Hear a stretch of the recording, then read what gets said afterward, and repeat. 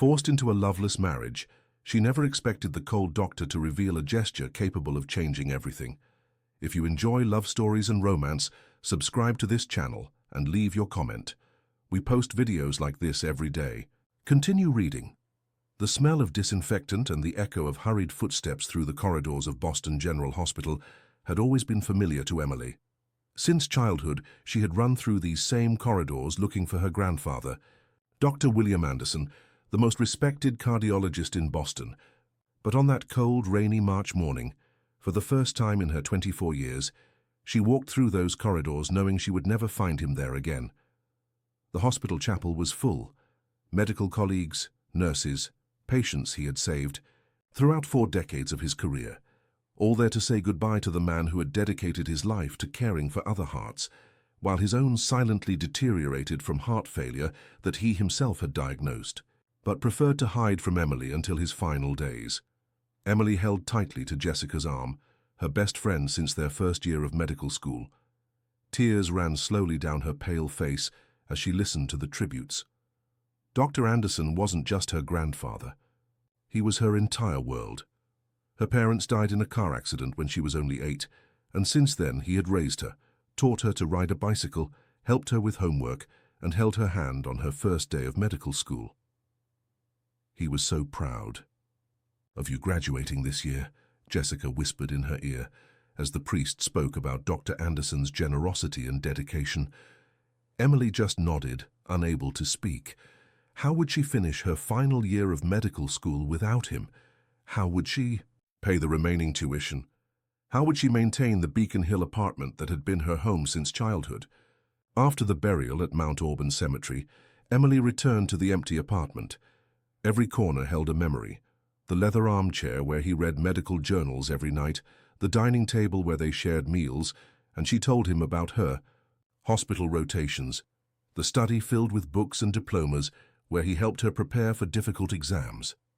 She collapsed on the sofa, still wearing the black dress from the funeral, and for the first time since his death 3 days earlier, she allowed herself to cry without restraint. Deep sobs that came from her chest, a physical pain that seemed to tear something inside her.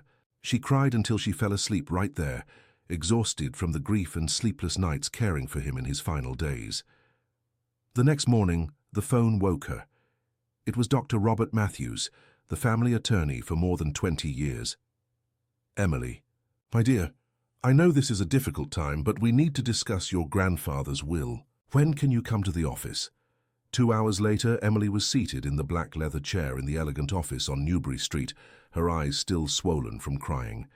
Dr. Matthews, a grey-haired gentleman with a fatherly manner, watched her with affection. "Your grandfather was a very prudent man, Emily. He left everything very well organized for you." Dr. Matthews opened a thick folder and began to explain. "The apartment is yours, as well as all his savings, which are substantial. There's also a considerable insurance policy." Emily sighed in relief.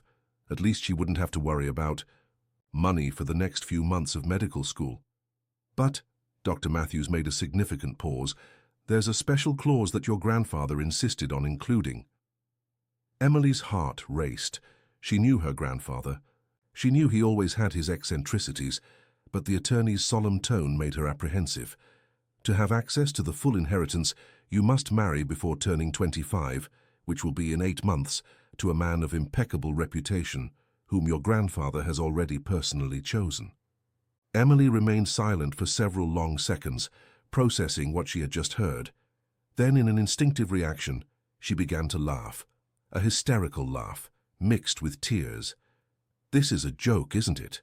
Grandpa always had a peculiar sense of humor, but this—" "Emily, it's not a joke. Your grandfather was very concerned about leaving you protected. In his mind, a solid marriage would be the best way to ensure your security and stability. But this is medieval. It's 2025, for God's sake. I can take care of myself." Dr. Matthews sighed. "I tried to dissuade him from this idea several times, Emily, but you knew your grandfather as well as I did.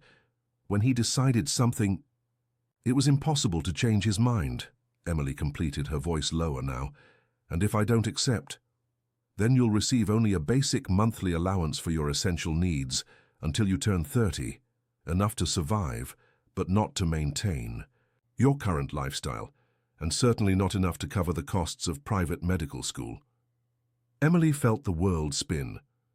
Without the full inheritance, she wouldn't be able to pay the tuition for the upcoming months, nor maintain her grandfather's apartment. She would have to sell everything, move somewhere much simpler, maybe even put her education on hold. Who is he? This man my grandfather chose? Dr. Nathan Richards. The name echoed in Emily's head like a bell. She knew that name. Nathan Richards was a legend in the corridors of medical school and Boston hospitals. A vascular neurosurgeon, specialist in high-risk procedures, known both for his surgical precision and his cold, distant personality. He was 32 years old and considered one of the best in North America in his specialty. Dr. Nathan Richards, the neurosurgeon. Yes, and coincidentally, or perhaps not so coincidentally, he has been assigned as your new academic tutor for your final year by personal recommendation of your grandfather. Emily put her hands to her face. This gets more surreal by the minute. Emily, your grandfather asked me to give you this in case you reacted this way. Dr. Matthews handed her a sealed envelope with his familiar handwriting. He said this would better explain his motivations. With trembling hands, Emily opened the envelope and immediately recognized her grandfather's elegant handwriting. My dear granddaughter, I know you must think your grandfather is a manipulative old fool right now, and perhaps I am. But I want you to understand that every decision I made was with your well-being and happiness in mind. Nathan is not a stranger to our family.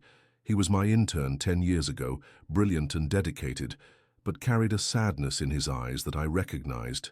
Well, he lost his parents very young, just like you, grew up in a foster home, fought for every achievement. He became the man he is today through much discipline and personal sacrifice. I observed him for years and saw qualities I admire: integrity, loyalty, compassion hidden behind a professional armor. More importantly, I saw how he looked at you during academic meetings at the university. I saw the respect and admiration in his eyes. Dear, I'm not choosing a husband for you. I'm merely creating an opportunity for two wounded hearts to meet and perhaps heal each other. If after getting to know him better you decide he's not the right man, I'll speak with Robert to find another solution. But give this possibility a chance. Sometimes love is born where we least expect it. With all my eternal love, Grandpa William. Emily read the letter 3 times before bringing it to her lips and kissing it gently. Even in death, her grandfather still managed to touch her deeply. Dr. Matthews, does Dr. Richards know about all this? Or your grandfather spoke with him last week? Apparently he was also surprised by the proposal. And what was his reaction? According to your grandfather, he said he would need to get to know you better before making any decision. That's why the academic tutorship, a way for you to interact naturally. Emily remained silent for many minutes, looking out the office window at the busy movement on Newbury Street, people rushing from one place to another, each with their own problems and concerns. And there she was, dealing with a situation that seemed straight out of a 19th century novel. When can I meet him in person?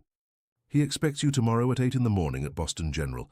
He'll accompany you in a complex surgery as part of your tutoring. That night, Emily couldn't sleep. She lay in bed turning over all the possible scenarios. Nathan Richards had an impeccable reputation as a surgeon, but he was also known for being extremely demanding and cold with students. Colleagues who had rotated with him described him as brilliant but emotionally inaccessible.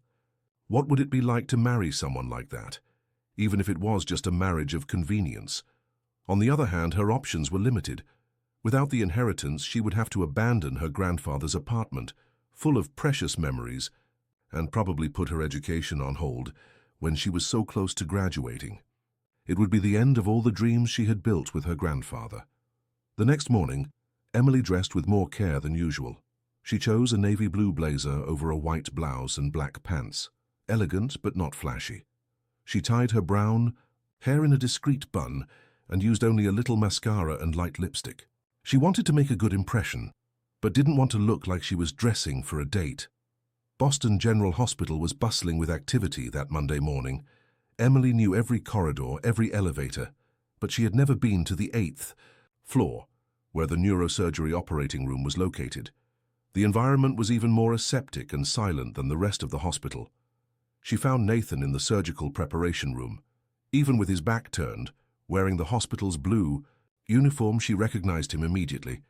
Tall, broad shoulders, dark hair with some grey at the temples despite being only 32. When he turned to greet her, Emily felt the impact of his grey-green eyes, intelligent and penetrating. "Emily," he said, extending his hand. His voice was deep, controlled. "I'm sorry for the loss of Dr. Anderson. He was an exceptional man." "Thank you," she replied, shaking his hand. His skin was warm and rough, the hands of someone who worked with precision. "I imagine your grandfather's proposal was unexpected." Emily almost smiled. Unexpected is an understatement. For the first time, she saw the outline of a smile on his lips. "For me, too. But Dr. Anderson was persistent when he believed in something." He certainly was. Emily felt a tightness in her chest as she spoke of her grandfather in the past tense. Nathan observed her for a moment, and she had the impression that he could read her thoughts. "How about we talk after surgery? There's a cafeteria on the ground floor that serves decent coffee." The surgery lasted 4 hours. Emily watched, fascinated, as Nathan worked on a complex arteriovenous malformation in the brain of a 40-year-old patient. His hands moved with millimetric precision, each movement calculated and determined. He explained each step to Emily and the residents present, his voice always calm even in the most tense moments.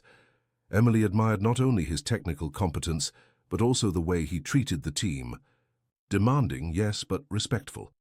When the surgery ended successfully, she saw a gleam of satisfaction in his eyes that humanized his severe expression. In the cafeteria, they sat at a discreet table in the corner. Nathan ordered black coffee. Emily opted for a cappuccino and a croissant that she barely touched. "So," he began, stirring his coffee without taking his eyes off her, "how do you feel about all this?" Emily took a deep breath. "Honestly, I feel like I'm living in a Victorian novel. The idea of an arranged marriage in the 21st century seems absurd." "I completely agree." Nathan leaned back in his chair. "But Dr. Anderson wasn't an absurd man. I knew him well enough to know he wouldn't make a decision like this lightly." "You knew him well?" "I was his intern for 2 years at Boston Heart Hospital. He taught me more about medicine and about life than any other mentor I've had." Nathan paused. "He knew about my family situation, or rather the lack of it." Emily noticed a shadow pass through his eyes. "The letter my grandfather left me mentioned that you had some things in common. Both orphans, both focused on medicine as a way to give meaning to life." Nathan took a sip of his coffee. "Perhaps he believed that could be a solid foundation for something more. And you? What do you believe?" Nathan was silent for many seconds, studying her face. "I believe your grandfather knew me better than I thought, and I believe he loved you enough not to put you in a harmful situation." Emily felt her heart speed up a little. "Does that mean you're considering the proposal?"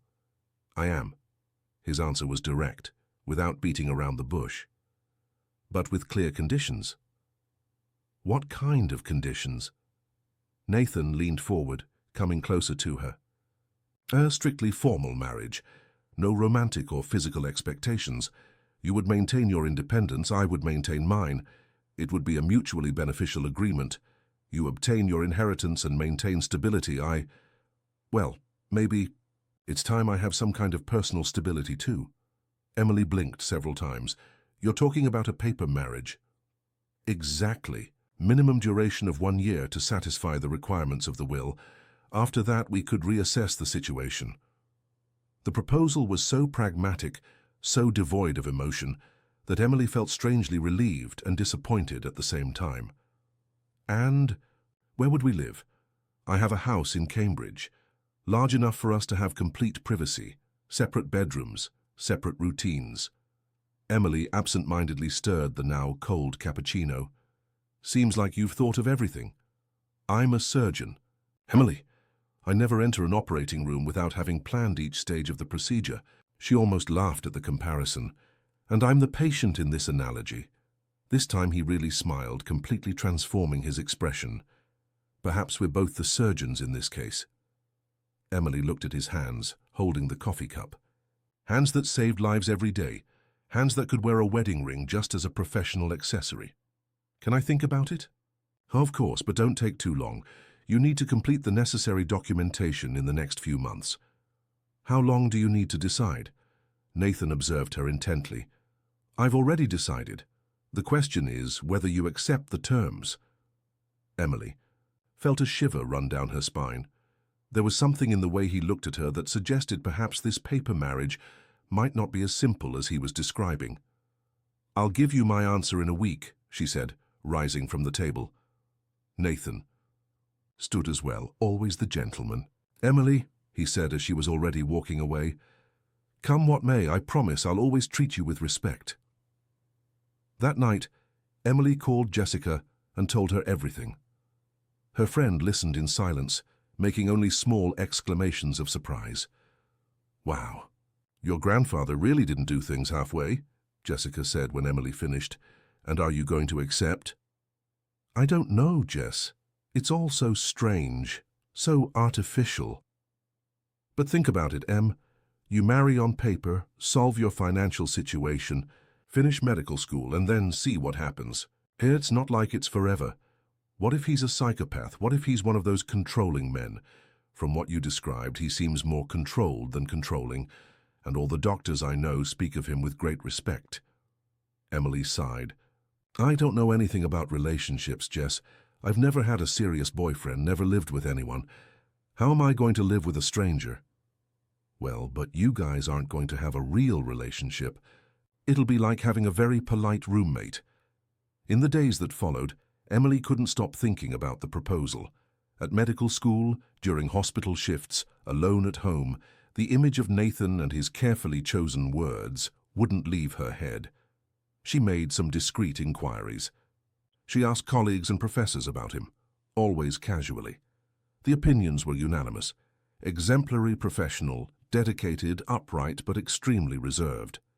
Some mentioned that they had never seen him with a girlfriend or wife, that he seemed to live only for work. He's a bit robotic, said a fourth-year colleague who had interned with him, too competent to be human, but fair and respectful. At the end of the week, Emily made her decision. She called Nathan on a Saturday afternoon. Except, she said as soon as he answered. There was a pause on the other end of the line. Are you sure? Yes, but I also have some conditions. I'm listening. I want to keep my hospital shifts and my study routine, no interference in my professional training. Agreed. And I want it to be clear to everyone that it's a real marriage. No explanations about arrangements or agreements. To the outside world, we are a couple. Makes sense. Anything else? Emily took a deep breath. If at any point one of us wants to leave this situation, we do it in a civilized manner. No drama, no recriminations. Perfect. When can we get married? Her direct question caught Emily off guard. You really don't waste time. Emily, when I make a decision, I like to execute it quickly. Does that bother you? Actually, no, I think I prefer to resolve it soon as well. How about in 3 weeks? Enough time to organize the documentation and a simple ceremony. Emily felt a mixture of panic and relief. 3 weeks. In 3 weeks, she would be a married woman. All right, she said. 3 weeks. Great, I'll arrange the necessary papers. Do you have a preference for the type of ceremony? Emily thought quickly. Civil, simple, just the necessary witnesses. Perfect. We'll talk during the week to settle the details. When Nathan hung up, Emily stood in the middle of the living room for many minutes, processing what had just happened. She had just agreed to marry a man she barely knew in 3 weeks, in a marriage that would be just a contract. She looked at her grandfather's photo on the shelf. He smiled at her from the height of his 70 years, with that clever look she knew so well. Grandpa, she said aloud, I hope you know what you're doing. That night she dreamed of white dresses and empty churches, of cold hands and forced smiles. She woke up with a strange feeling in her stomach, a mixture of fear and expectation that she didn't quite know how to interpret. From that moment, her life took on a different speed. Nathan proved to be extremely organized and efficient. In a few days, he had already arranged all the documents, scheduled the ceremony at the courthouse, and even suggested a discreet restaurant for a post-wedding lunch with the witnesses. Emily found herself involved in the preparations as if she were a spectator of her own life. She bought a simple, elegant white dress, not much different from those she wore for special occasions. She didn't want to look like a real bride, but she also didn't want to look like she was going to a funeral. On the eve of the wedding, Nathan appeared at her apartment with 2 printed contracts. "I thought it best to leave everything very clear," he said, handing her the papers. "Division of expenses, household responsibilities, property issues." Emily read everything carefully. It was a detailed and fair agreement that protected both of their interests. At the end, there was a clause that caught her attention. "This contract will be reviewed annually and can be dissolved by either party with 30 days' notice," she read aloud. "You really do think of everything. I prefer to prevent future problems." Emily signed the document, feeling that she was sealing much more than a financial agreement. She was sealing a new phase of her life, completely different from anything she had imagined for herself. The Civil Registry Office in downtown Boston was quiet that Monday morning. Emily arrived punctually at 10 o'clock, wearing the simple white dress she had chosen the previous week, and a strange feeling of unreality took hold of her. In a few hours she would be a married woman. Nathan was already there, talking discreetly with Dr. Matthews, who would be one of the witnesses. He wore an impeccable navy blue suit and seemed completely at ease, as if marrying a stranger were just another appointment in his busy schedule. When he saw her arrive, he approached and greeted her with a kiss on the cheek, a gesture that seemed natural to those watching from the outside. "You look beautiful," he said softly, and Emily felt a pang of surprise. She hadn't expected that kind of comment from him. "Thank you," she replied, nervously adjusting the small purse she was carrying. Jessica arrived a few minutes later, all smiles and excitement, carrying a small bouquet of white roses she had bought at the florist on the corner. "Em, I couldn't let you get married without flowers," she said, handing the bouquet and hugging her friend tightly. "I know it's different from what you always imagined, but you look radiant." The ceremony was brief and solemn. The justice of the peace read the traditional vows, and both Emily and Nathan responded with the standard words. When it came time to exchange rings, Nathan removed 2 simple white gold bands from a small case. They were elegant and discreet, without any kind of ostentation. "With this ring I receive you as my wife," Nathan said, sliding the ring onto Emily's finger. His hands were surprisingly steady, while hers trembled slightly. "With this ring, I receive you as my husband," Emily repeated, placing the ring on his finger. For a moment their eyes met, and she saw something different in his expression, a seriousness that went beyond protocol. "You may kiss," said the justice. It was a chaste kiss, almost formal, but Emily felt Nathan's soft lips touch hers for a few seconds that seemed like an eternity. When they separated, he kept his hands on her arms for a moment longer than would have been necessary.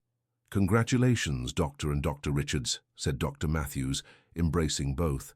"I know Dr. Anderson would be very happy." After the ceremony, they went to lunch at the restaurant Nathan had chosen, a discreet and elegant place in Back Bay. The conversation flowed surprisingly naturally among the 4 of them. Nathan proved to be an attentive host, ensuring that everyone was comfortable and that the food was perfect. Emily observed him discreetly as he chatted with Jessica about medicine and travel. There was a genuine courtesy in his gestures, an education that came from within, not just social protocol. When he smiled, which he did more frequently than she expected, his entire face transformed, revealing a charm she hadn't noticed before. "So, have you decided about the honeymoon?" Jessica asked good-naturedly, clearly testing the limits of their formal agreement. Nathan and Emily exchanged a quick glance. "We decided to postpone for now," Nathan replied calmly. "With Emily's residency and my surgical schedule, we don't have much free time at the moment." "That's a shame," said Dr. Matthews. "All couples should have a proper honeymoon. Emily felt her face warm a little, but Nathan just smiled. "Perhaps in the future," he said, and she couldn't interpret if there was any real intention behind that phrase. After lunch, the moment Emily feared most arrived, going to Nathan's house. He had insisted on picking up her suitcases the previous morning, so she wouldn't have to worry about moving on the wedding day. The house in Cambridge was even more imposing than Emily had imagined. A completely renovated 1940s two-story home with a well-maintained front garden and architecture that blended classic with modern touches. Inside it was spacious and elegantly decorated, but cold. "Very cold. I'll show you your room," Nathan said, leading her up the wooden stairs to the second floor. The room he had prepared for her was spacious and well-decorated, with a double bed, a desk by the window, and a spacious closet. There were even some fresh flowers in a vase on the dresser. "The bathroom is all yours," he said, opening a side door. "My room is at the end of the hallway. I have my own bathroom, so you'll have complete privacy." Emily looked around, trying to imagine what it would be like to live there. Everything was perfect, organized, but had nothing personal. It looked like a luxury hotel room. "It's beautiful, Nathan, thank you. There are some basic house rules I'd like to discuss," he said, sitting in the chair near the window while she remained standing. "I have a lady who comes to clean and cook 3 times a week, Mrs. Jenkins. She's very discreet and efficient. On the other days, everyone takes care of themselves." Emily nodded, sitting on the edge of the bed. "My routine is quite rigorous. I wake up at 5, have coffee at 5:30, and leave for the hospital at 6. I usually return between 8 and 10 at night, depending on the surgeries. On weekends, I'm sometimes called for emergencies. And can I maintain my routine normally?" "Of course. This is your home now, too. I only ask that when possible. You let me know if you're going to arrive very late, or if you're going to spend the night out. For safety." Emily found it reasonable. "Of course." "There's one thing I need to mention," Nathan said, seeming a little hesitant for the first time. "I occasionally receive colleagues here for dinners or professional meetings. In those cases, we would need to interpret our role as a couple." "Interpret our role," Emily repeated. "Show a certain intimacy, complicity. Nothing exaggerated, just enough to seem natural." Emily felt her stomach churn a bit. She hadn't thought about this practical aspect of marriage. "How exactly?" Nathan stood up and approached her. "May I?" he asked, extending his hand. Emily gave him her hand, not quite understanding. Nathan gently pulled her to stand, close to each other. "A married couple has small intimacies," he said, placing a hand on her waist naturally. "They touch without premeditation. They look at each other differently. They have little jokes between them." His proximity was making Emily feel something strange in her stomach. He smelled good, a subtle mixture of masculine cologne and soap. His hand on her waist was firm but gentle. "I understand," she said, her voice a little hoarse. Nathan released her immediately. "It's just to keep up appearances. I don't want you to feel uncomfortable." "No, it's fine. It makes sense." That first night, Emily could hardly sleep. The bed was comfortable, the room was at the perfect temperature, but she felt like an intruder in that perfect and silent house. Around 5 in the morning, she heard Nathan moving around downstairs, probably having coffee before leaving for the hospital. When she finally went down to the kitchen, around 8, she found a note from him on the counter. "Good morning, Emily. I left coffee ready in the thermos and fresh fruit in the refrigerator.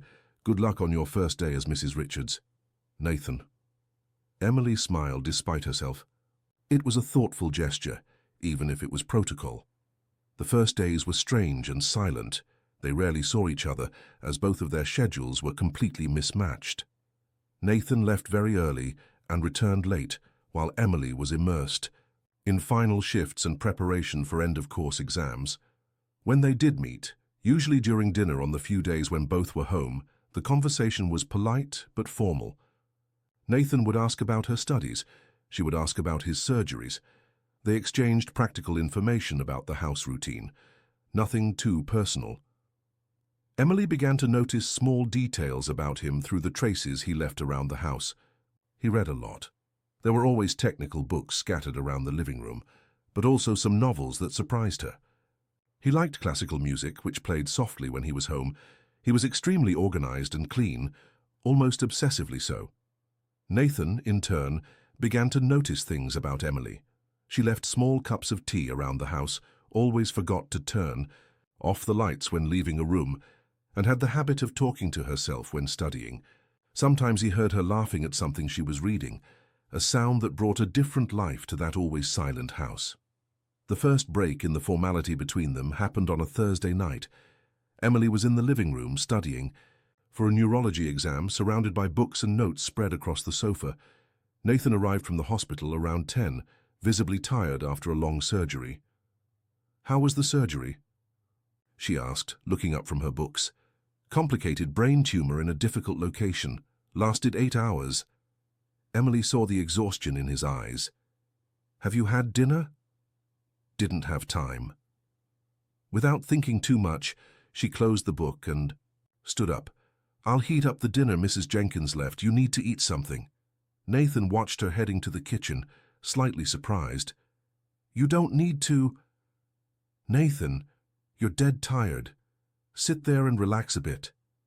15 minutes later, Emily returned with a hot plate of risotto and salad along with a glass of orange juice. "Thank you," he said, seeming genuinely touched by the gesture. Emily returned to the sofa and her books, but noticed that Nathan was watching her as he ate. "What are you studying?" "Neurology. Coincidentally, brain tumors." Nathan smiled. "May I take a look?" Emily hesitated for a moment, then pushed the books toward him. Nathan got up from where he was dining and sat on the sofa next to her, close enough that he could see her notes. "You have very beautiful handwriting," he commented, flipping through pages full of colorful diagrams and organized notes. "Inheritance from my grandfather. He always said that a doctor with bad handwriting shows a lack of attention to detail." Nathan smiled. Dr. Anderson was right. He pointed to a diagram. "Are you studying glioblastomas?" "Yes, and I'm having difficulty understanding the more advanced resection techniques. I can explain them to you. Actually, I just performed exactly that type of surgery today." For the next hour, Nathan explained to Emily technical details that no book could teach. He drew diagrams in the margins of her notes, explained procedures with passion and precision. Emily was fascinated not only by his knowledge, but by the way his eyes lit up when he talked about medicine. "You're a natural teacher," she said when he finished. "I've never seen anyone explain such complex concepts so clearly." Nathan seemed surprised by the compliment. "Thank you. It's good to be able to share this with someone who really understands." There was a moment of comfortable silence between them. Emily was organizing her notes when she realized that Nathan was watching her with a different expression. "What?" she asked. "Nothing. It's just, you remind me a lot of Dr. Anderson when he studied. The same dedication, the same passion for medicine." Emily felt her eyes water. "I miss him so much." "I know," Nathan said softly.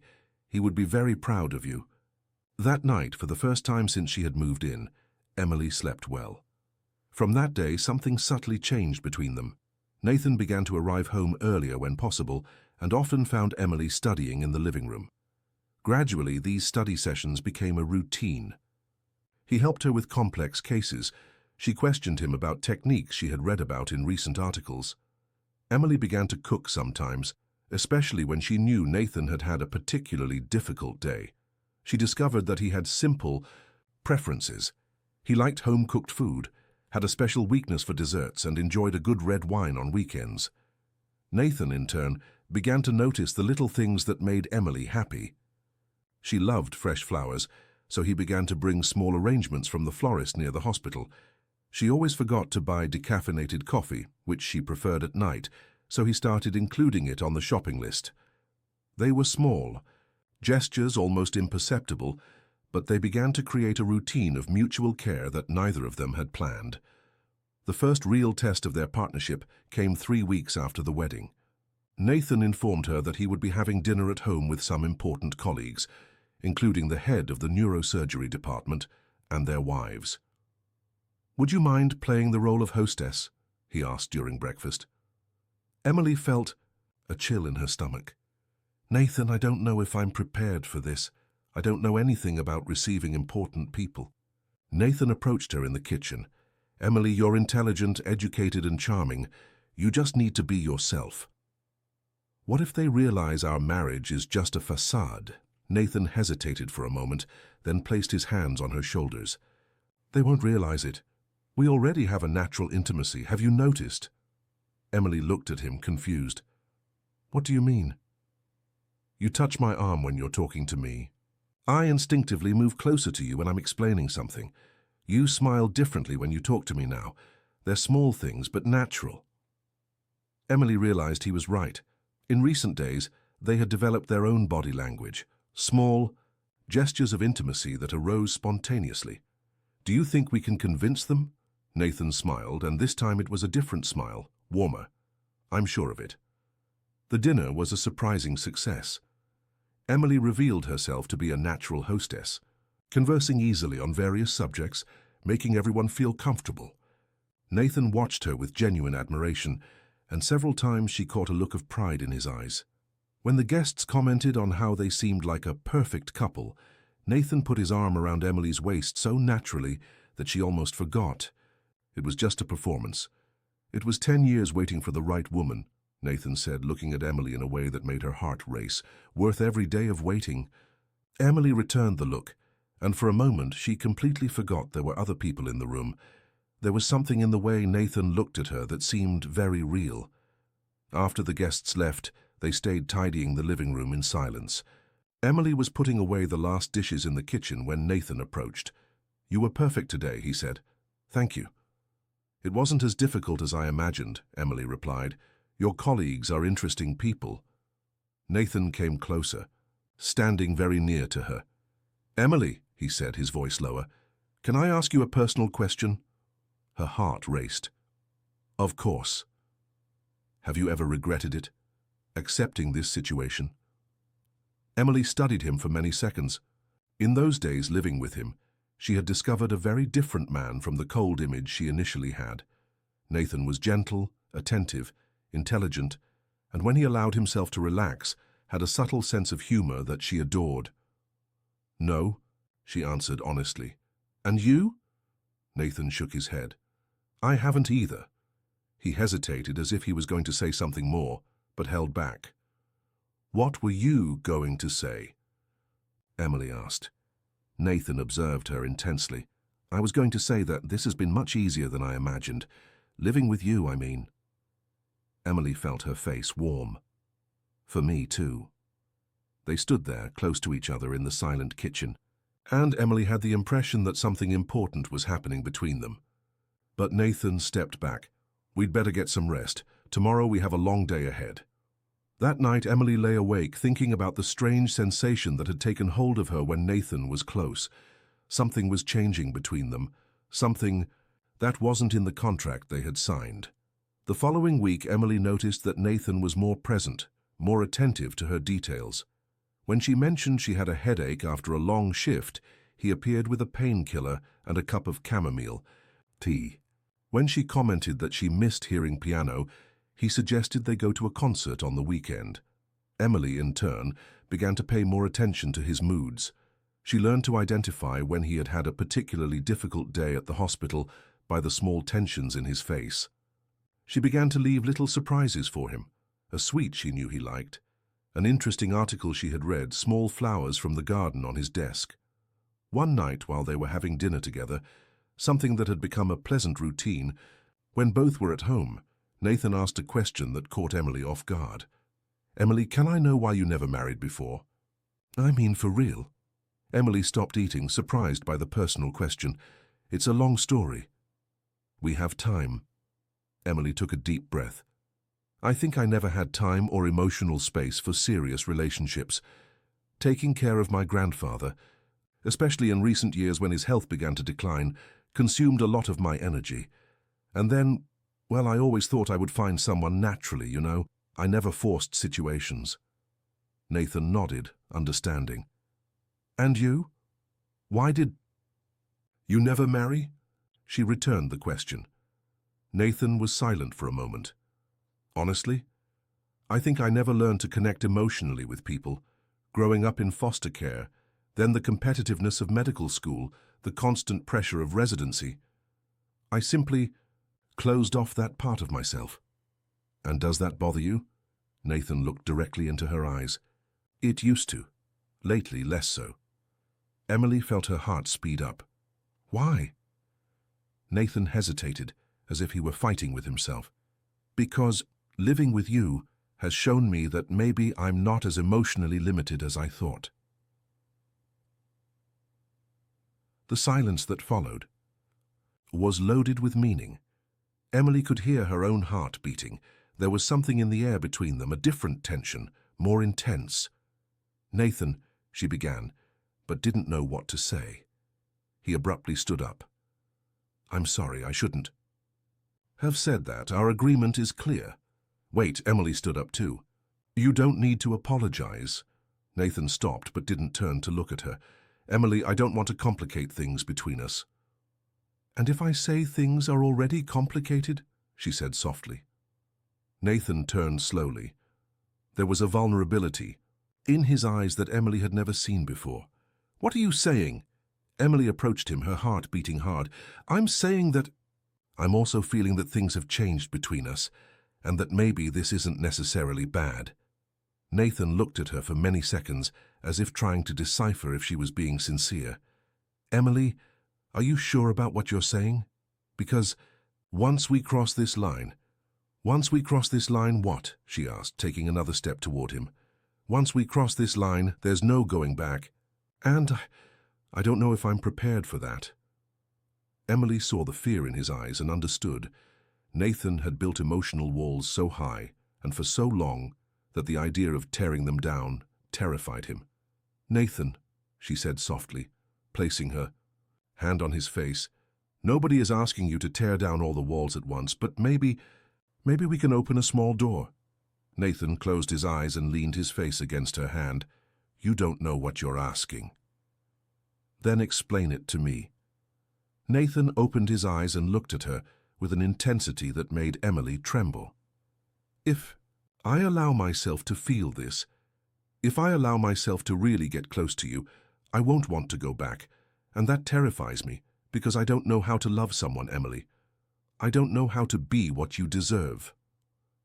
Emily felt her eyes fill with tears, but they were tears of tenderness, not sadness. Nathan, do you think I know? Do you think I have all the answers about relationships? He looked at her, surprised. We're both novices at this, Emily continued. We both spent so much time taking care of other things, other people, that we never learned to take care of ourselves, much less each other. But maybe we can learn together. Nathan was silent for a long moment, processing her words. Then very slowly, he placed both hands on Emily's face. Are you sure? He asked, his voice hoarse. I am, she replied without hesitation. Nathan inclined his face and kissed her. It wasn't like the formal kiss of the wedding. It was slow, hesitant at first, then deeper, as if both were allowing themselves to feel something they had been denying for weeks. When they separated, Nathan rested his forehead against hers. It won't be easy, he whispered. I know, Emily replied. But maybe it's worth trying. That night they didn't go upstairs together, but something had definitely changed between them. Emily was lying in her bed, touching her lips and still feeling the taste of Nathan's kiss, when she heard a soft knock on the door. Come in, she said. Nathan appeared at the door, hesitant. Can I stay here tonight? Just to be close to you. It doesn't need to be anything more than that. Emily smiled and moved the covers aside. Come. Nathan lay down beside her on top of the covers, fully dressed. They lay side by side in the dark, not touching, but aware of each other's presence. Nathan, Emily whispered in the dark. Thank you. For what? For being brave enough to try. Nathan turned to his side and reached out to her in the dark. Emily intertwined her fingers with his. Thank you for giving me a reason to try, he replied. And so they fell asleep, for the first time sharing not just a house, but beginning to share something much deeper and scarier, the real possibility of falling in love. The days that followed that first night sleeping together brought a subtle but profound change in the dynamic between Emily and Nathan. They didn't immediately return to sleeping in the same room, but there was a new awareness of each other, a delicious tension that hung in the air whenever they were close. Nathan began coming home earlier, cancelling social commitments he had previously considered obligatory. Emily, in turn, started organizing her shift schedules to have more free evenings.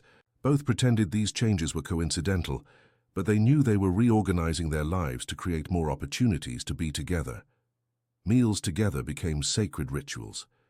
Nathan discovered that Emily cooked with the same passion and precision with which she studied medicine. She prepared elaborate dishes on weekends, experimenting with recipes she found in old books that had belonged to her grandfather. Nathan, initially intimidated by the idea of cooking for someone, began to venture into simple recipes, always with the pretext of sharing household responsibilities. One Friday evening, Emily was preparing a shrimp risotto when she felt Nathan approach from behind. He didn't say anything, just stood there watching her stir the rice with precise and loving movements. "Can I help?" he asked, his voice low near her ear. Emily felt a shiver run down her spine. "You can open the wine." Nathan moved away to get the bottle, but Emily could still feel the warmth of his presence. When he returned, he stood beside her at the counter, close enough that their arms occasionally touched as she cooked and he poured the wine. "Did your grandfather teach you to cook?" Nathan asked, observing the ease with which she handled the ingredients. Actually, it was one of the nurses who cared for him in his final years, Mrs. Cooper. She said a doctor who didn't know how to take care of their own nutrition couldn't properly care for patients. Emily smiled at the memory. "And you? Where did you learn to cook?" Nathan was quiet for a moment. "In foster care. The older children had to help in the kitchen. I learned out of necessity." Emily stopped stirring the risotto and looked at him. There was always a shadow in Nathan's eyes whenever he mentioned his childhood. She reached out and touched his arm gently. "It must have been difficult." Nathan looked at her hand on his arm, then at her eyes. "It was, but it taught me to be independent, and it gave me a different perspective on what really matters in life." "What really matters to you?" Emily asked, keeping her hand on his arm. Nathan looked at her intensely. "Until a few weeks ago, I would have said it was medicine, saving lives being the best possible in my profession." He paused. "But lately I've been thinking that maybe there's room for other things too." Emily felt her heart speed up. What kind of other things? Nathan moved closer to her, placing a hand on Emily's waist. "Things like this. Quiet conversations after a difficult day. Someone to share the small victories and defeats with. Someone who cares if I made it home safely." "Nathan," Emily began, but was interrupted by the sound of the oven timer. The moment broke, but the tension remained. During dinner, they talked about medical cases, books they were reading, plans for the weekend. But there were undercurrents in every conversation, looks that lasted a little longer, smiles that carried hidden meanings. After dinner, while washing dishes together, Nathan casually mentioned that a colleague had commented on how they seemed a couple in love during a meeting at the hospital. "In love?" Emily repeated, feigning nonchalance as she dried a plate. "That's what she said. Apparently the way I talked about you during the meeting was revealing." Emily stopped drying the plate. "How did you talk about me?" Nathan blushed, a rare phenomenon that Emily was beginning to adore witnessing. "Well, they were discussing a complex neurology case, and I mentioned an interesting observation you had made. And then, maybe I talked about how brilliant you are, dedicated, how your perspective on medicine is refreshing."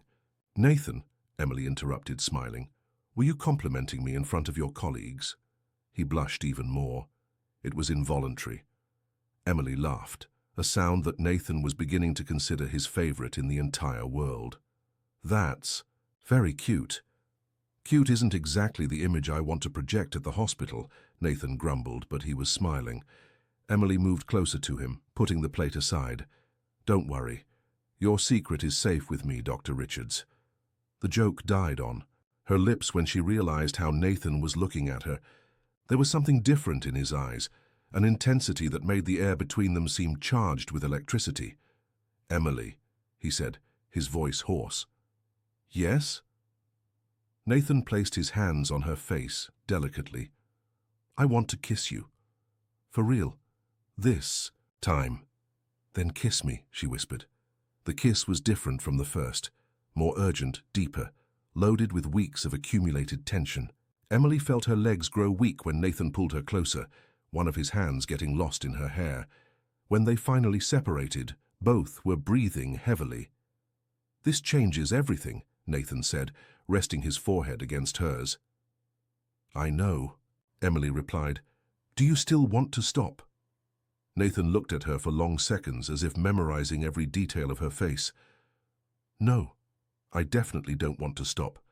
In the weeks that followed, they carefully explored this new dimension of their relationship.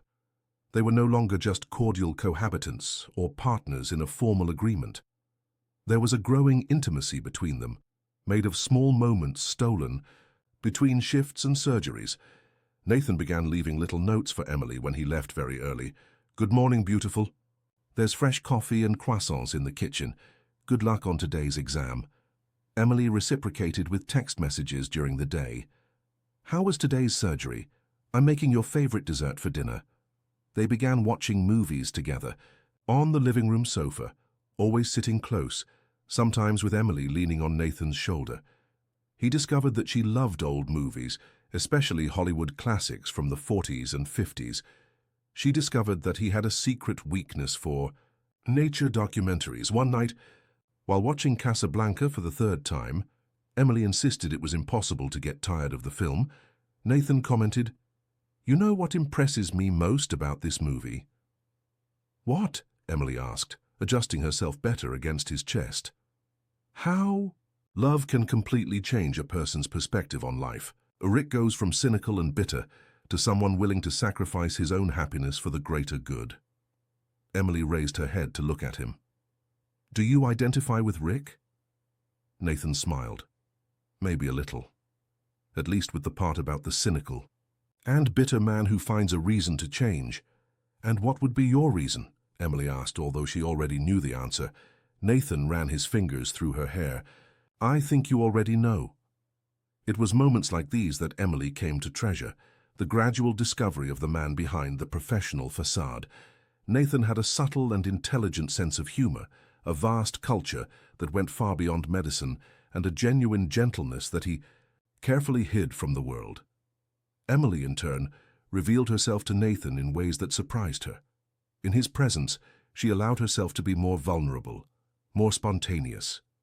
She laughed louder, talked about her fears and dreams, showed sides of her personality that she had kept hidden since her parents' death. The turning point came in a completely unexpected way. Emily had spent 3 consecutive nights on shift at the hospital, dealing with a flu epidemic that filled the city's emergency rooms. When she finally arrived home on a Thursday morning, she was exhausted and beginning to feel the first symptoms of the flu she had treated in dozens of patients. Nathan was having coffee when she entered and immediately noticed something was wrong. "Emily, are you okay?" "Just tired," she murmured, but her voice was hoarse and there was a feverish gleam in her eyes. Nathan stood up and placed his hand on her forehead. "You have a fever. Go to bed now." "Nathan, I'm fine. It's just fatigue." "Emily, you're a doctor. You know how to recognize flu symptoms when you see them. Don't be stubborn." Reluctantly, Emily went up to the bedroom. Nathan appeared a few minutes later with a thermometer, a glass of water, and some medication. 101.5, he said, after checking her temperature. "You're staying in bed today. But I have a shift tomorrow night." "No, you don't. I'll call and cancel it." Nathan sat on the edge of the bed. "Emily, when was the last time someone took care of you when you were sick?" Emily was quiet for a moment. "I don't remember. I think, since my grandfather died, I haven't been sick once." Nathan felt a pang in his chest. "Then let me take care of you now." What happened in the next 2 days was a revelation for both of them. Nathan cancelled all his elective surgeries, rescheduled appointments, and literally didn't leave Emily's side. He religiously monitored her temperature, prepared soups and teas, changed the bed linens as many times as necessary, and even read to her when she was too weak to hold a book. Emily, accustomed to always caring for others and never being cared for, was initially uncomfortable with so much attention, but gradually she allowed herself to relax and accept Nathan's care. On the second night, when the fever was at its peak, Emily had nightmares. She dreamed of her parents' death, of her grandfather's final days, of fears and anxieties she usually kept well hidden. She woke up crying and disoriented. Nathan was sleeping in an armchair next to her bed. He woke immediately when he heard her crying. "Hey, it's okay," he said, sitting on the bed and pulling her into an embrace. "It was just a nightmare." Emily clung to him, still trembling. "Nathan, I dreamed that everyone—" "My love dies and leaves me alone." "You're not alone," Nathan said, stroking her hair. "I'm here." "But what if you leave me too?" Emily asked, her voice muffled against his chest. Nathan was very quiet for a moment.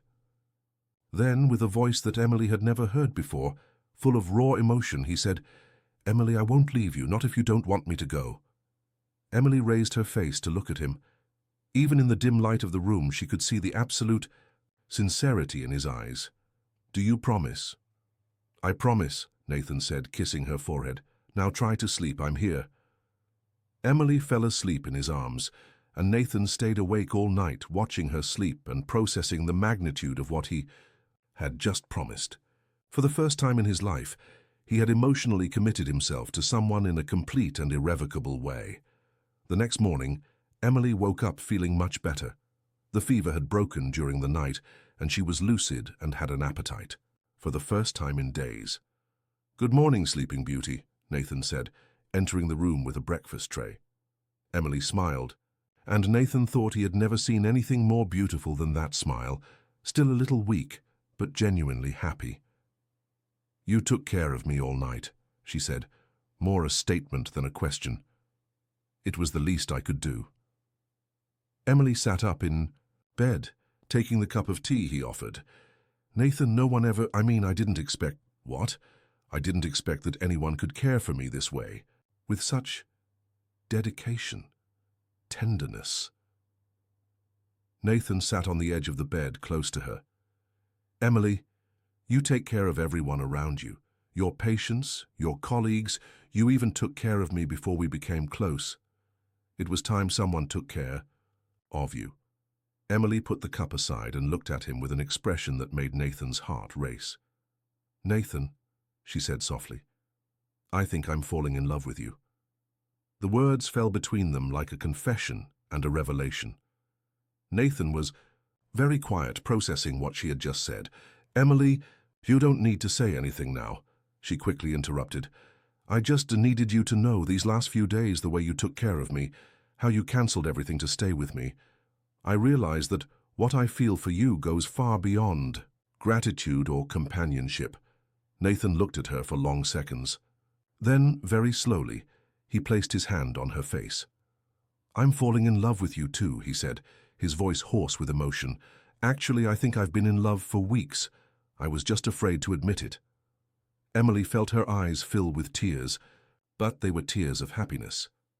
"Afraid of what?" "Afraid that if I allowed myself to truly love you, I would lose control. Afraid that it would change who I am, that it would affect my ability to be the doctor I need to be." Emily placed her hand over his, still on her face.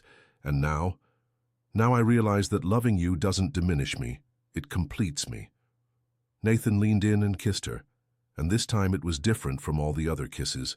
There was a total surrender, a mutual vulnerability that neither of them had experienced before.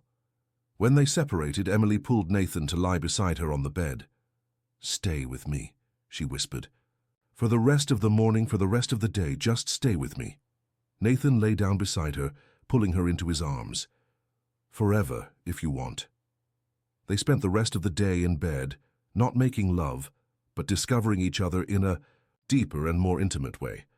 They talked about fears, dreams, childhood memories, plans for the future. Nathan told Emily about the loneliness of growing up without a family, about how he had built emotional walls to protect himself. Emily talked about the pain of losing her parents so young, about how her grandfather had been her emotional anchor, Afafi. Night, when Emily was almost falling asleep nestled against Nathan's chest, she murmured, "Nathan, thank you for letting me love you." Nathan kissed the top of her head. "Thank you for teaching me how to love." That night, for the first time, they slept together not by chance or convenience, but by a conscious choice to be close, to allow themselves this new and frightening intimacy. The next morning, Emily woke up completely recovered from the flu, but something had fundamentally changed between them. There was a new body language, a familiarity that came from the emotional intimacy they had shared. Nathan prepared breakfast while Emily showered. When she came down wearing a silk robe he had never seen before, Nathan felt desire hit with a force that surprised him. "You're better," he said, his voice a little hoarse. "I am," Emily confirmed, approaching him in the kitchen. "Thanks to you." She stood on her tiptoes and kissed him, a kiss that started soft but quickly intensified. Nathan pulled her closer, his hands exploring her curves over the silk robe. "Emily," he said against her lips, "are you sure?" In response, Emily pulled him by the hand toward the stairs. "I'm sure of everything when it comes to you." What happened? In Nathan's bedroom that morning was a revelation for both of them. They made love with a passion and tenderness that neither knew was possible. Each touch, each kiss, each whisper was a discovery, a declaration, a promise. Nathan, always so controlled and precise in everything he did, completely lost himself in Emily. She, always so careful and reserved, surrendered to him without reservations, without fears, without defenses. Afterward, as they remained intertwined in bed, sweaty and exhausted but completely satisfied, Emily traced small circles on Nathan's chest with her finger. "I didn't know it could be like this," she whispered. "Like, what?" Nathan asked, his voice still affected by the intensity of what they had shared. So complete, as if all the pieces finally fit in the right place. Nathan tightened his arms around her. For me, too, it was like that. They remained there, in silence for many minutes, simply absorbing the magnitude of what had happened between them. It wasn't just sex, although it had been extraordinary. It was a deep connection, a fusion not just of bodies, but of souls. But it was exactly in this moment of perfect intimacy that panic began to settle in Nathan. As the hours passed, an insidious voice in his head began to whisper all his old insecurities. What had happened if he allowed himself to be so vulnerable? How could he maintain the emotional precision necessary to save lives if half of his thoughts were always with Emily? And what if he became dependent on this happiness and then lost it? Emily noticed the change in him before Nathan himself realized it. He became quieter, more distant, as if part of his mind was somewhere else. "Nathan," she said softly, raising her head to look at him. "Are you okay?" Nathan forced a smile. "I'm great. Just thinking about the surgery I have tomorrow." But Emily knew him well enough to realize that wasn't all. There was something more, a tension that wasn't there a few hours before.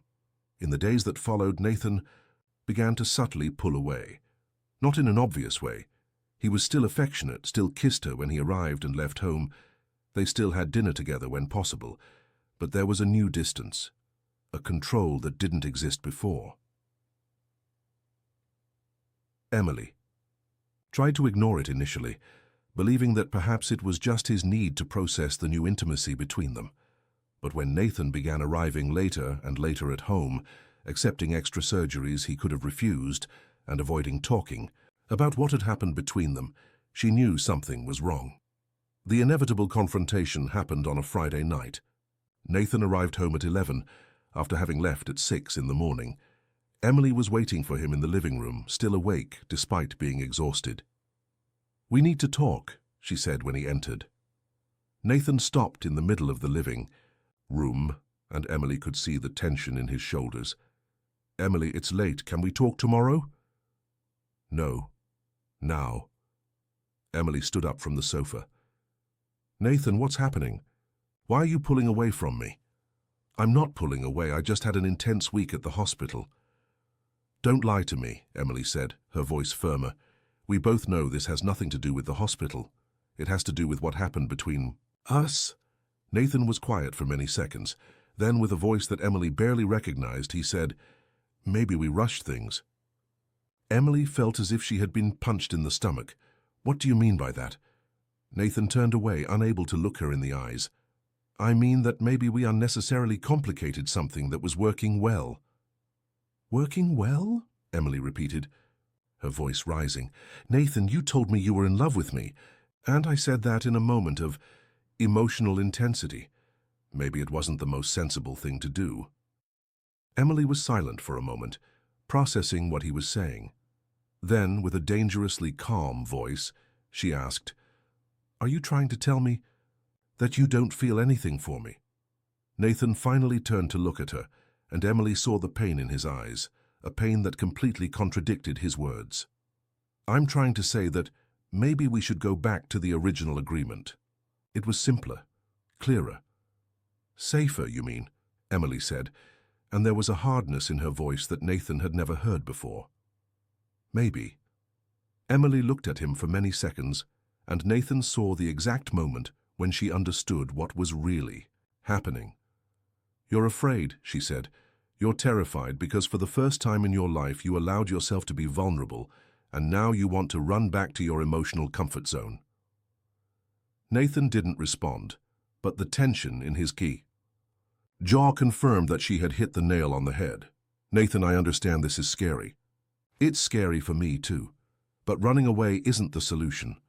"I'm not running away," Nathan said, but his voice sounded false even to himself. Emily took a few steps toward him. "Then look me in the eyes and tell me you don't love me.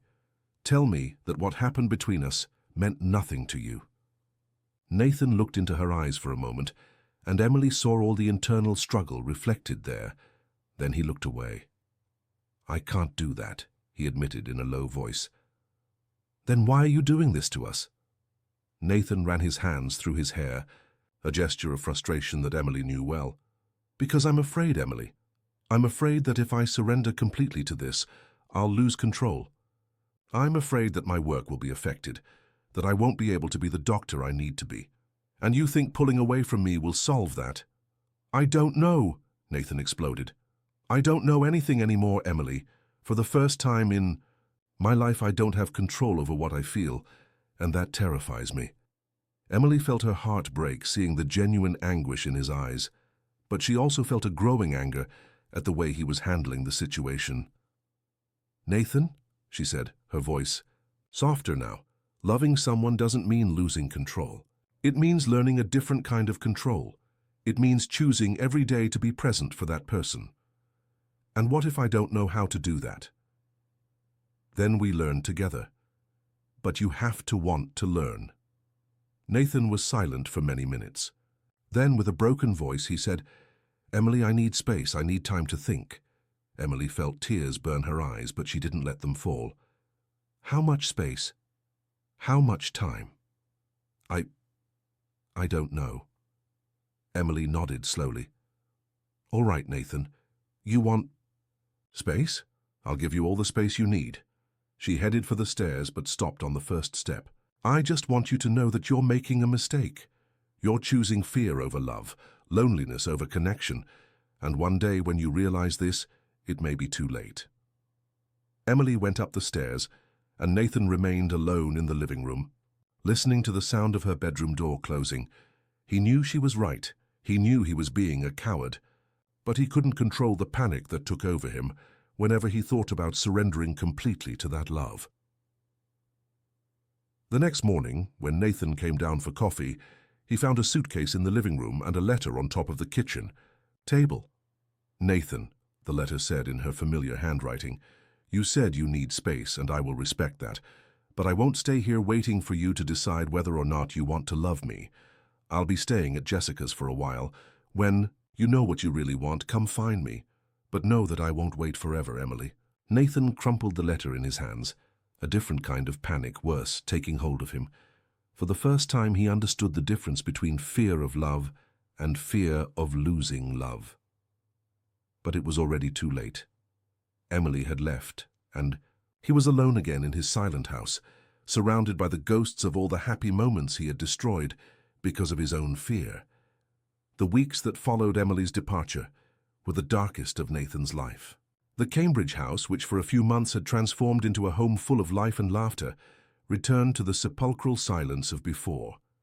But now the silence was different, loaded with painful memories and regret. Nathan immersed himself in work with an intensity that worried even his closest colleagues. He arrived at the hospital at 5 in the morning and left after midnight. He accepted all complex surgeries that appeared, worked weekends, took extra shifts, anything to keep his mind occupied and avoid thinking about the emptiness Emily had left. Dr. Thomas Harrington, head of the neurosurgery department and Nathan's mentor for years, called him into his office one Thursday afternoon. "Nathan, we need to talk," said the older man, pointing to the chair in front of his desk. "I'm concerned about you." "There's no reason for concern," Nathan replied, sitting with the rigid posture that had become his trademark since the separation. "My numbers are excellent. There haven't been any complications in surgeries." "I'm not talking about the numbers, Nathan. I'm talking about you as a person." Dr. Harrington leaned back in his chair. "You're working 60, 70 hours a week.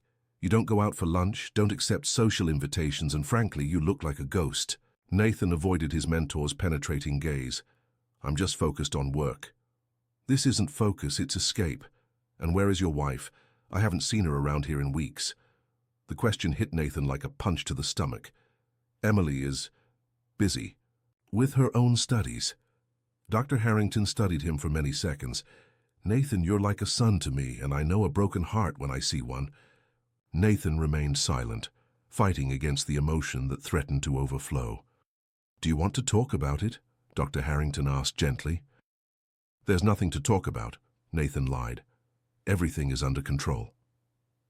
But nothing was under control. At night, alone in that house that was too big, Nathan was haunted by memories of Emily. Her perfume that still lingered on the pillows, the books she had left scattered around the living room, her favorite teacup that he couldn't bring himself to put away. He tried several times to write to her, starting dozens of messages that he never sent. "Emily, I know I made a mistake. Darling, I'm so sorry. Please, can we talk?" All attempts seemed inadequate, insufficient to express the regret that consumed him. Emily, on the other side of the city, in the small apartment she shared with Jessica, was also struggling with her own demons. She had resumed her routine of studies and shifts with iron determination, but inside she felt torn apart. You can't continue like this," Jessica said one night, finding her friend in the kitchen at 2 in the morning, studying brain anatomy, with almost obsessive intensity. "I'm fine, Jess, just preparing for the final exams." "You're not fine. You don't sleep properly, barely eat, and whenever someone mentions Nathan, you get that look of pain." Emily sighed, closing the book. I just don't understand how someone can say they love you and then the next day act like it was a mistake. Maybe he's scared." "Of course he's scared. I was too, but the difference is that I was willing to face the fear with him. He preferred to run away." Jessica sat next to her friend. "And if he comes after you?" Emily was quiet for a moment. "Honestly, part of me hopes he will, but another part thinks maybe it's better this way. Maybe I was naive to believe that a marriage of convenience could transform into true love." "But it did transform," Jessica gently reminded her. "At least on your part." "And on his part too," Emily admitted. "I saw it in his eyes, Jess. He loves me. He just doesn't have the courage to admit it." Meanwhile, at the hospital, Nathan was facing the most challenging case of his career. An 8-year-old girl had been admitted with an inoperable brain tumor, according to 3 different neurosurgeons. The desperate parents begged Nathan for a second opinion. Nathan studied the scans for hours. The tumor was located in a critical region, surrounded by vital structures. One wrong move could leave the child paralyzed or worse. It was exactly the kind of surgery he avoided. Too much risk, too little margin for error.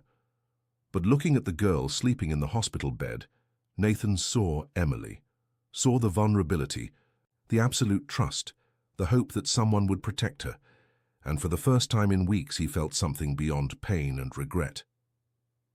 The night before the surgery, Nathan was in his office at the hospital, reviewing every detail of the procedure, for the 1000th time when he remembered something. In the drawers of his desk were some belongings that Dr. William Anderson had left for him. Medical books, some old instruments, and a small box he had never opened. Moved by a sudden impulse, Nathan opened the box. Inside was a sealed letter, with his name written in Dr. Anderson's familiar handwriting. "My dear Nathan," the letter began, "if you're reading this, it means you've already married Emily and are probably facing some emotional conflicts about the situation. I know you well enough to understand how your mind works, how you face situations that escape your control." Nathan felt his heart race as he continued reading. "I need to confess something that may change your perspective on this entire situation. The idea of the arranged marriage wasn't just about financially protecting Emily. It was about protecting both of your hearts." Nathan stopped reading, confused.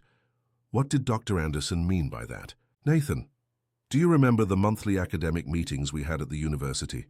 You always participated actively, always asked intelligent questions. But I noticed that whenever Emily was present, you were different, more attentive, more careful. With your words, your eyes followed her around the room even when she wasn't speaking." Nathan felt his blood freeze. Dr. Anderson had noticed. "One day, after a particularly brilliant presentation Emily gave on pediatric cardiology, you came to ask me about her. You said you were impressed with her knowledge, wanted to know if she would consider specializing in cardiac surgery. But I saw something in your eyes that day, Nathan. Admiration, yes, but also something deeper." Nathan was trembling now, vaguely remembering that conversation. "In the months that followed, I observed both of you. Emily also showed interest in your opinions, asked about your research, cited your articles in her presentations. There was an intellectual connection between you that was beautiful to see.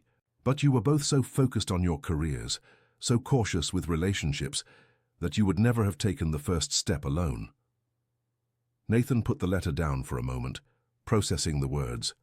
Dr. Anderson had engineered the entire situation because he had perceived a mutual attraction. "The will, Nathan, was my way of forcing you two to really get to know each other, beyond the professional environment.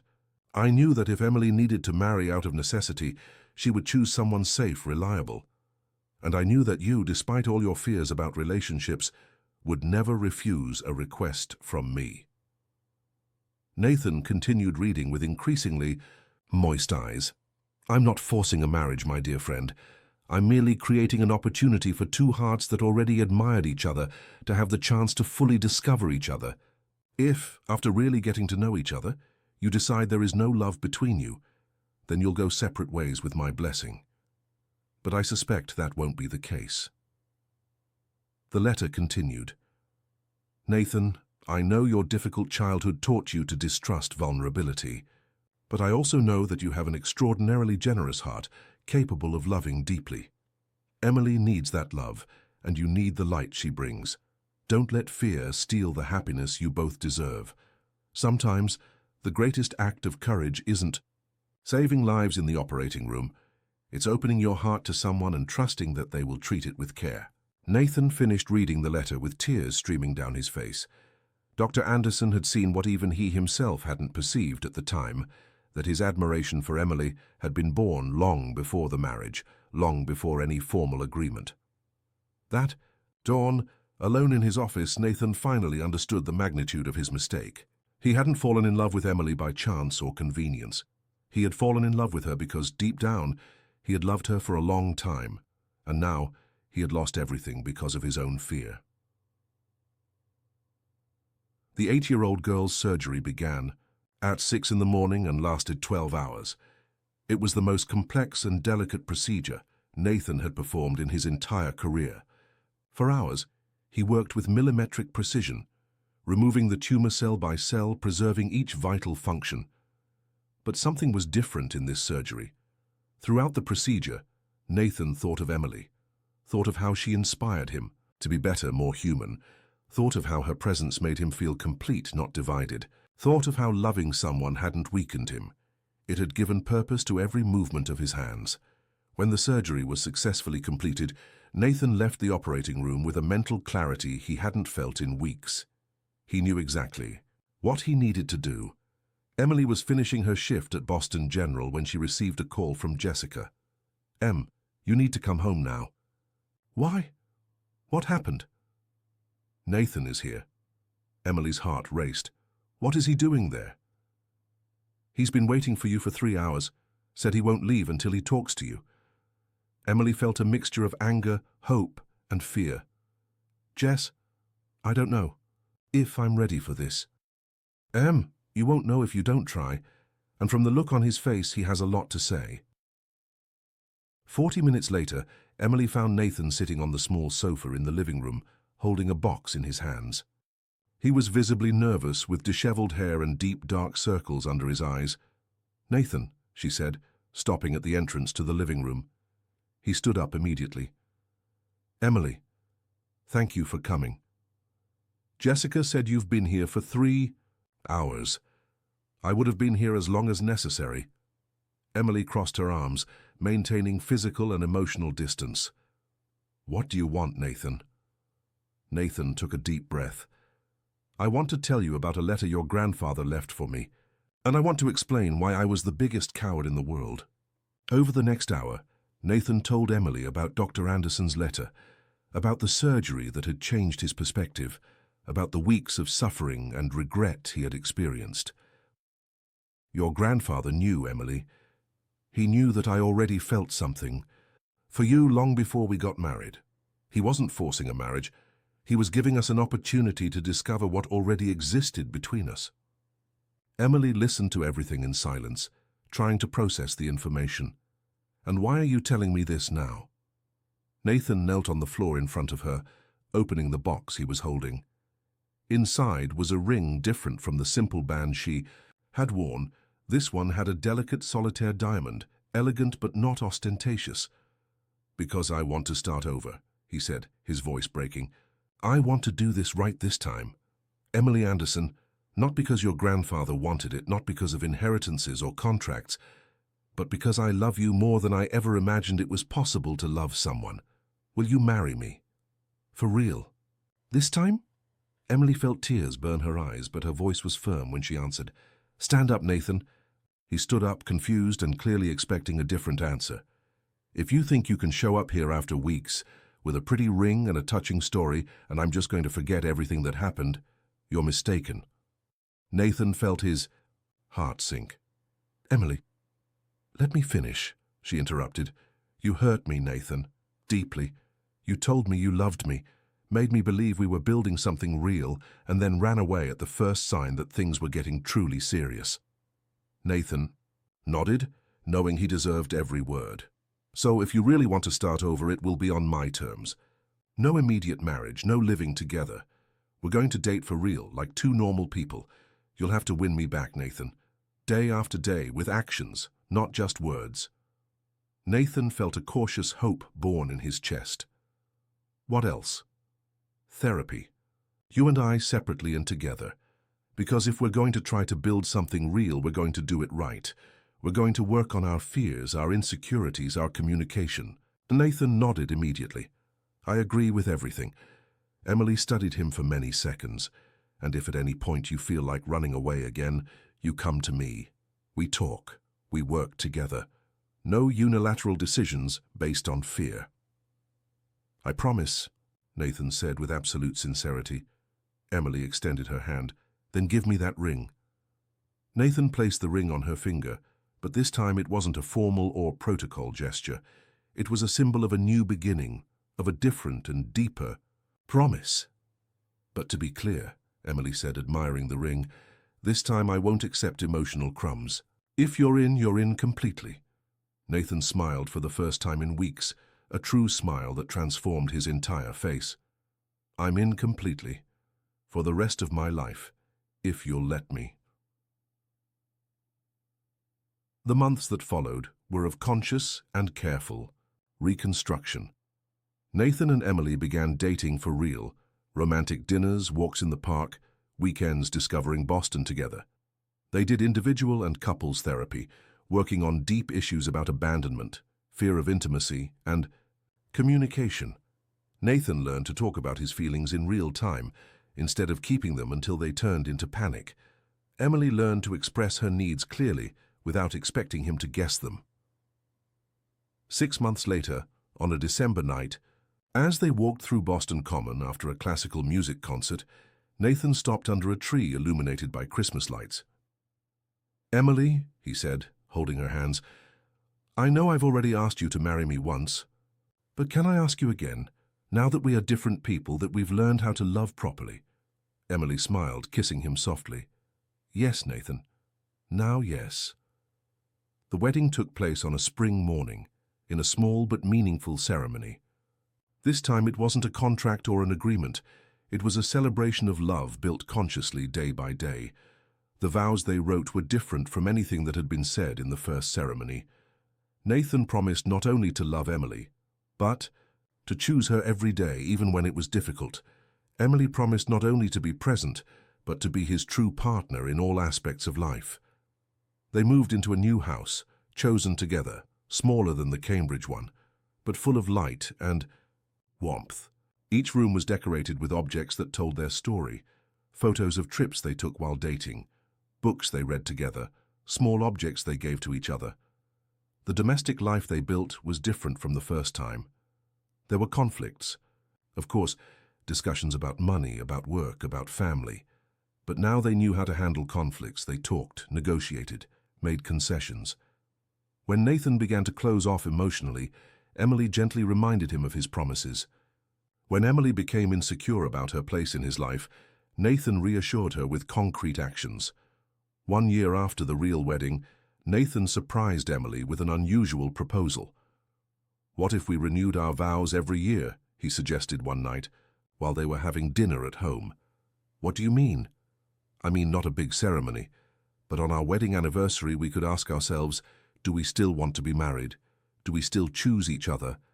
And if the answer is yes, we renew our vows." Emily found the idea beautiful. "Why did you think of this?" Nathan took her hand across the table. "Because I want our relationship to always be a conscious choice, never a habit or an obligation. I want us to be able to affirm actively every year that we still love each other." And so they did. Every year, on the day of the real wedding, they sat together and talked about the year that had passed, about the challenges they had faced, about the moments of happiness they had shared. And every year they consciously chose to remain married. 2 years after the real wedding, on a cold June morning, Emily woke up with nausea. At first, she thought it was something she had eaten the night before, but when the nausea repeated, for 3 straight days, she decided to take a pregnancy test. The test was positive. Emily stood in the bathroom for many minutes, looking at the 2 pink lines. Her pregnancy hadn't been planned, but it hadn't been prevented either. She and Nathan had talked about children a few times, always in an abstract way, as something that might happen in the future. Nathan was in the kitchen preparing coffee when Emily came down, still in her pajamas and with the test in her hand. "Nathan," she said, her voice slightly trembling, "we need to talk." He turned, saw the expression on her face, and immediately became alert. "What happened?" Emily extended the pregnancy test to him. Nathan looked at the object for a few seconds before understanding what he was seeing. When he comprehended, his face went through a series of emotions: surprise, joy, a little panic, and finally, a deep and genuine happiness. "You're pregnant," he said, more an amazed statement than a question. "I'm pregnant," Emily confirmed. "How do you feel about that?" Nathan put the test on the counter and pulled Emily into a tight hug.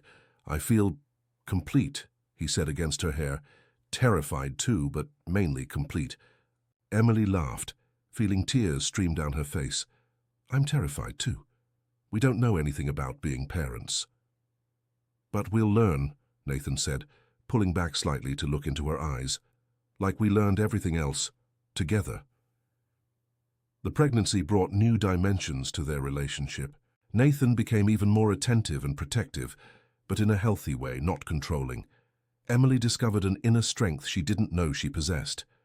They prepared the baby's room together, painting the walls a soft yellow and filling the space with books, educational toys, and lots of love. Nathan read articles on child development with the same dedication with which he studied surgical procedures. Emily documented each phase of the pregnancy, creating a journal for the child, who was coming. In one of the prenatal appointments, they discovered they would have a boy. That night, as they lay in bed with Nathan's hand on Emily's belly, she asked, "What name would you like?" Nathan was thoughtful for a moment. "What about William, in honor of your grandfather?" Emily felt her eyes fill with tears. "You would do that? Emily, your grandfather changed my life when he brought me close to you.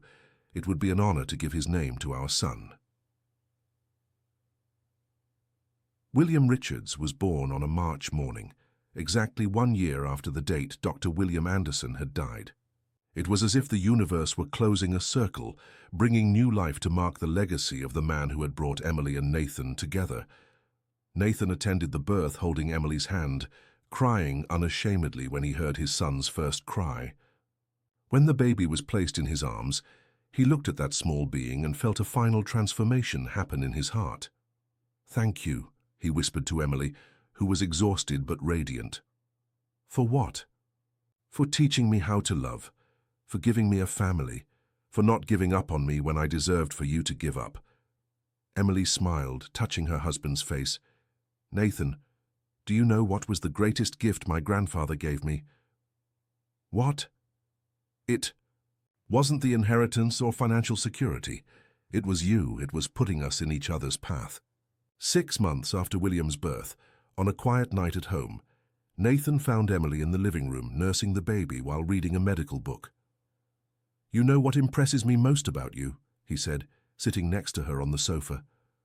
"What?" Emily asked without taking her eyes off her son.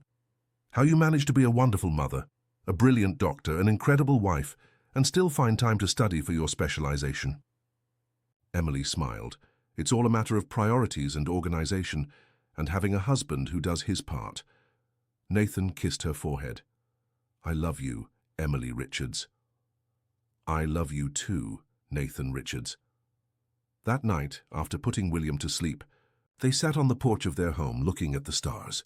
Emily was nestled in Nathan's arm, and there was a deep peace between them. "You know what I've learned in these last few years," Emily said softly. "What?" "That true love isn't one that happens in the blink of an eye and solves all problems. It's the one we choose to build every day, even when it's difficult.